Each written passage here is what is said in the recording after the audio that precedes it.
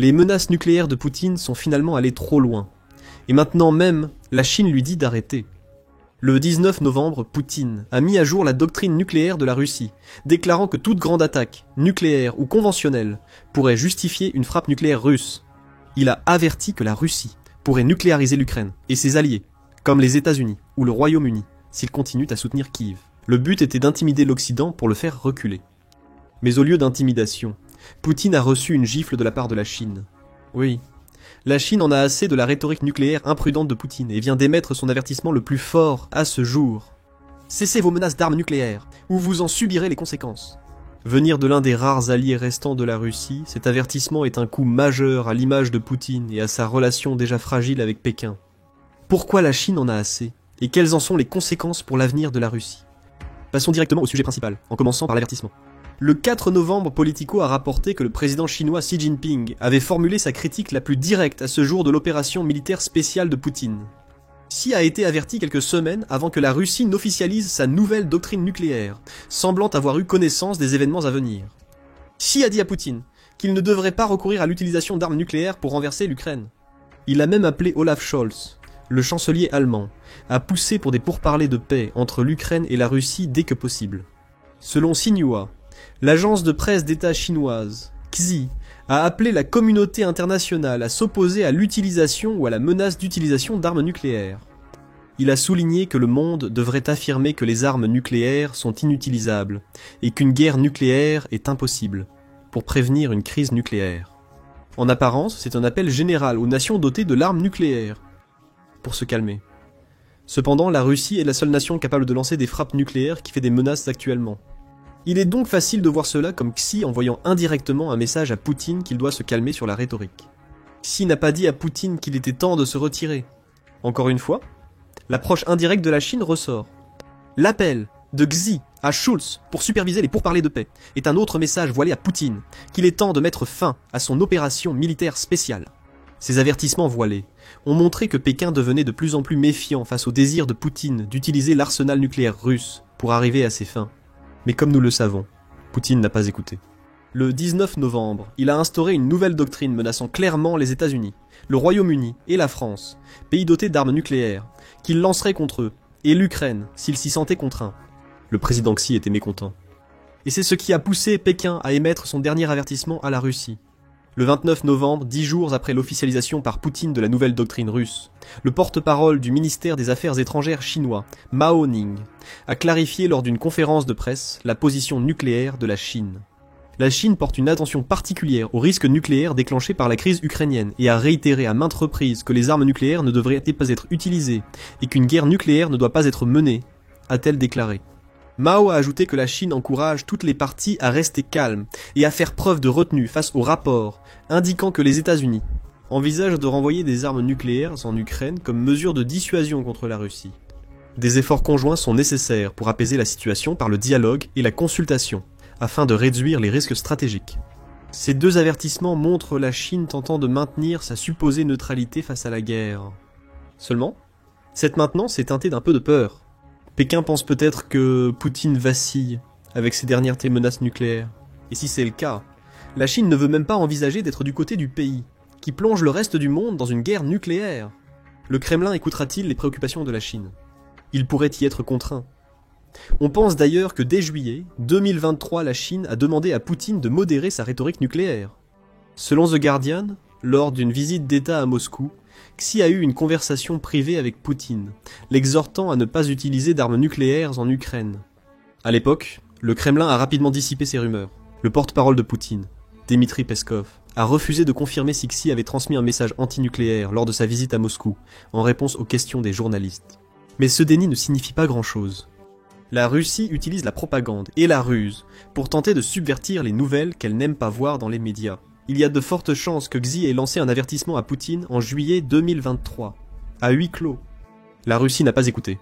Maintenant, la Chine rend ses avertissements beaucoup plus publics, ce qui signifie que la Russie ne peut plus prétendre ne pas les avoir reçus ou entendus. Un coup stratégique de Pékin. Les avertissements de la Russie clarifient de sa position sur la question nucléaire. Ils permettent aussi à la Chine de s'aligner vaguement avec les puissances occidentales menacées par la nouvelle doctrine russe, en appelant Poutine à la désescalade. La Chine a publiquement averti Poutine. cela nous laisse avec quelques questions. Pourquoi a-t-elle choisi maintenant, pour donner cet avertissement final? Et qu'est-ce que cela signifie pour la Russie et sa relation avec la Chine à l'avenir? C'est ici que les choses se compliquent un peu. Dans l'immédiat, le fait que la Chine adresse ses avertissements antinucléaires à la Russie suggère qu'il y a au moins une faible probabilité que Poutine perde le soutien de la Chine s'il continue sur cette voie de guerre nucléaire. Cette affirmation peut sembler étrange, étant donné que les deux pays avaient précédemment proclamé un partenariat sans limite. Toutefois, ce partenariat montrait des signes de difficulté avant le dernier avertissement de la Chine à Poutine. Par exemple, une déclaration conjointe publiée par la Chine et la Russie en mai 2024 a omis de mentionner le supposé partenariat sans limite entre les deux pays.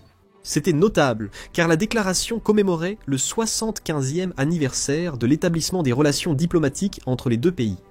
La visite de Poutine à Pékin en mai 2024 a également laissé entendre que la relation entre les pays commence à se refroidir. Poutine a affirmé avec enthousiasme être aussi proche de Xi que des frères lors de la visite. Xi, d'autre part, a appelé Poutine un bon ami et un bon voisin.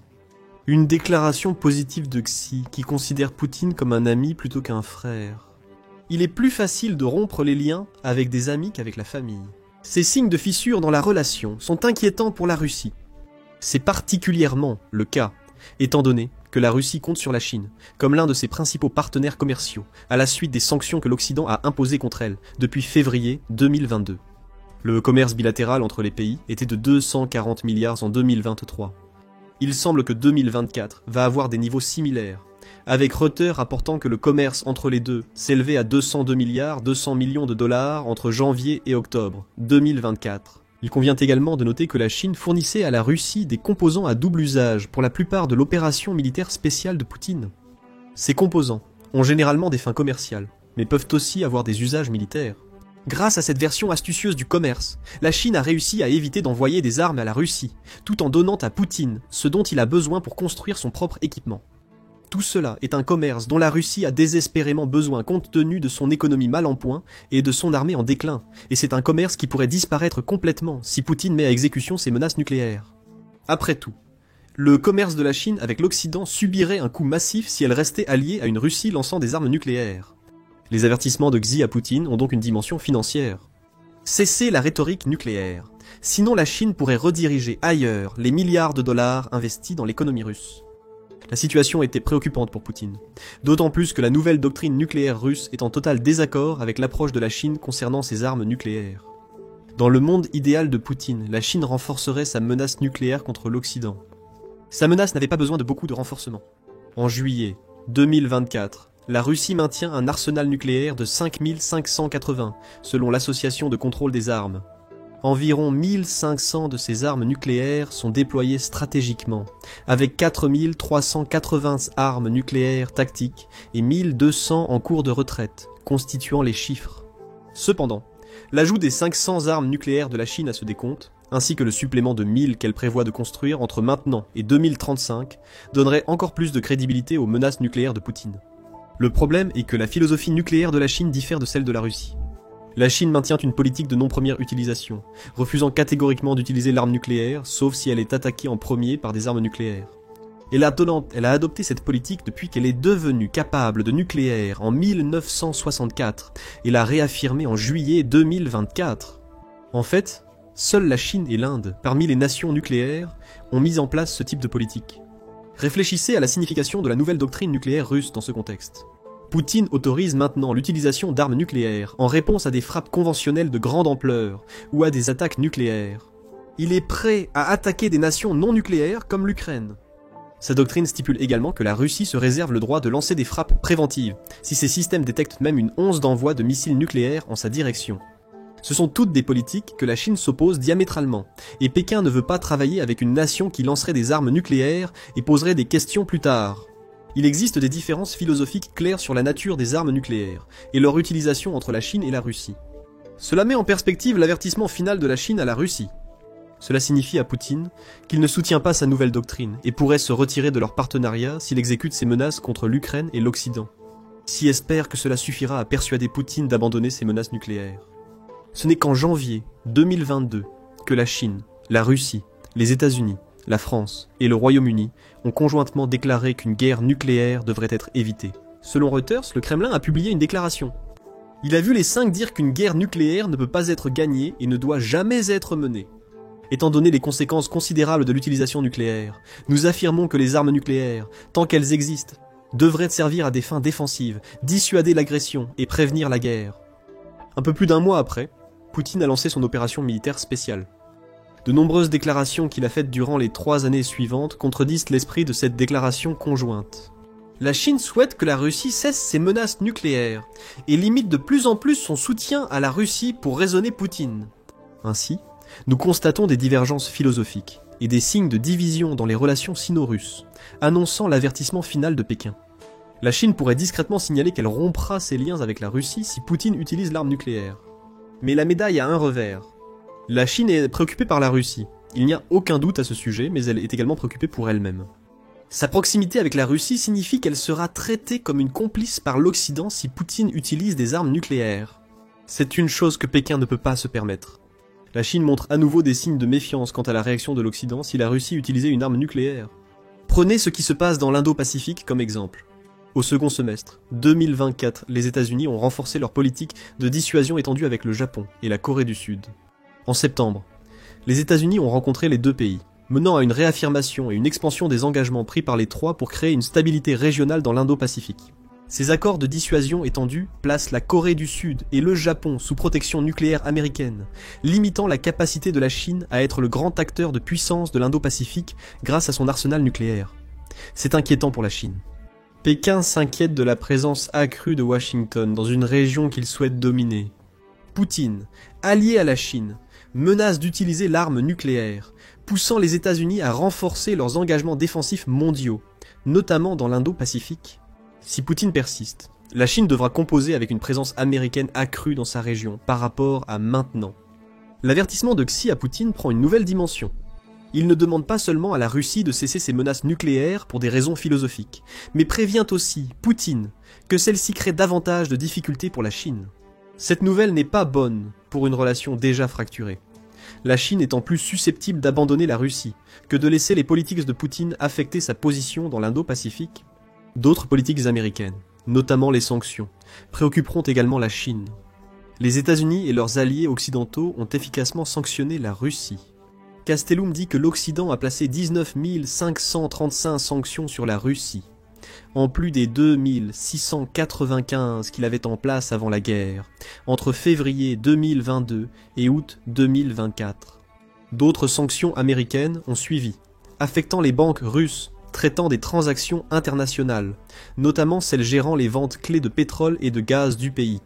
Ce mouvement a été dévastateur pour l'économie russe, comme en témoigne la chute du rouble à un nouveau plus bas de 114 $ contre le dollar américain le 27 novembre. La Russie a compté sur la Chine pour contourner ses sanctions pendant une grande partie de la guerre. Mais Pékin n'a pas échappé indemne à cette décision. En mai 2024, les États-Unis ont imposé des sanctions à plus d'une douzaine d'entreprises chinoises qu'ils croyaient soutenir la guerre de Poutine en Ukraine. Il a aussi annoncé de nouvelles restrictions à l'exportation qui impacteront la capacité de la Chine à créer ses propres semi-conducteurs avancés, prouvant l'intérêt grandissant des États-Unis pour la région Indo-Pacifique. La Chine devra aussi gérer d'importants tarifs douaniers, quand Donald Trump prendra ses fonctions en janvier 2025. Pékin est mécontent de Washington en raison des sanctions et des tarifs imposés. Mais elle sait aussi qu'elle est visée en partie à cause de la relation de la Chine avec la Russie. Lors de sa visite à Pékin en avril 2024, l'ex-secrétaire d'État américain, Anthony Blinken, a accusé la Chine de contribuer à la plus grande menace pour la sécurité de l'Europe depuis la guerre froide. Les États-Unis sont convaincus que la Chine, en travaillant étroitement avec la Russie, crée plus de problèmes qu'elle n'en résout. Ils sont prêts à utiliser des sanctions et des tarifs pour freiner cette relation. La Chine prendra note de ces événements et, avec les changements de doctrine nucléaire de Poutine, elle saura que la sécurité de l'Europe est encore plus fragile qu'au moment de la déclaration de Blinken en avril. La proximité croissante de la Russie avec le bouton nucléaire expose la Chine à des sanctions et des tarifs encore plus sévères. C'est quelque chose que la Chine ne peut pas se permettre. Après tout, l'Amérique est un partenaire commercial plus important pour la Chine que la Russie. En 2023, le commerce bilatéral entre les États-Unis et la Chine était d'environ 45 milliards de dollars par mois, avec un pic de 57,62 milliards en octobre. Si nous supposons une estimation prudente de 45 milliards par mois, le commerce bilatéral a dépassé 500 milliards de dollars l'an dernier, soit environ 260 milliards de plus que le commerce entre la Russie et la Chine. Les chiffres de Statista pour les 9 premiers mois de 2024 suggèrent que la moyenne mensuelle entre les États-Unis et la Chine sera encore plus élevée. Les deux pays ont dépassé 50 et 1 milliard 3 mois d'affilée entre juillet et septembre 2024. La période festive devrait probablement voir ces chiffres augmenter encore plus. Pourquoi cela importe-t-il ? Cela nous montre que les États-Unis sont un partenaire commercial beaucoup plus précieux pour la Chine que la Russie ne l'a jamais été. Et ce n'est même pas proche. Le commerce avec les États-Unis est environ le double de celui avec la Russie pour Pékin. Si Poutine poursuit sa doctrine nucléaire et ses menaces, la Chine pourrait devoir faire face à une réduction du commerce avec les États-Unis. Cela semble déjà être le cas avec les tarifs imminents.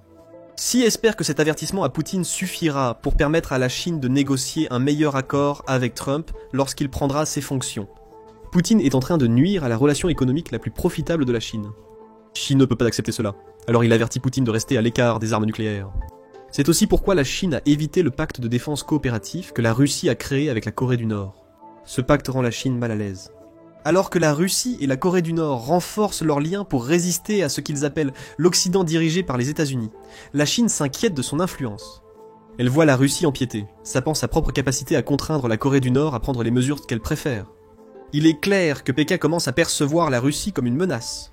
La rhétorique nucléaire de Poutine et sa nouvelle doctrine mettent Xi mal à l'aise, car elles vont à l'encontre de l'approche de la Chine en matière d'armes nucléaires. La Chine craint aussi de fragiliser davantage ses relations tendues avec les États-Unis à cause des agissements russes. Que s'ils l'admettent ou non, la Chine dépend tellement du commerce américain qu'elle ne peut pas se permettre de soutenir Poutine. C'est pourquoi elle a lancé son ultime avertissement, lourd de sens, à la Russie. Arrêtez les menaces nucléaires, ou Pékin devra se retirer de Moscou. Cependant, une autre possibilité est à considérer. La posture de Pékin pourrait simplement être un écran de fumée pour détourner l'attention du soutien réel de la Chine à l'approche nucléaire russe. C'est l'argument avancé par Gordon Jay, l'auteur de l'effondrement imminent de la Chine. Chang, dans un article d'opinion publié par The Hill. Chang dit que le soutien de la Chine à la Russie tout au long de l'opération militaire spéciale de Poutine est indicatif de deux nations qui ont toujours des liens très forts. Selon Chang, les mises en garde nucléaires de la Chine sont superficielles, car Xi voit en Poutine un homme qui ose perturber le système international dirigé par l'Occident, ce que lui-même ne peut pas faire. Chang dit que la Chine et la Russie voient le monde de la même manière. La Chine et la Russie considèrent les États-Unis comme leur ennemi commun, ce qui pourrait pousser la Chine à choisir la Russie malgré les enjeux commerciaux. Chang souligne également que la Chine a fait ses propres menaces nucléaires ces dernières années.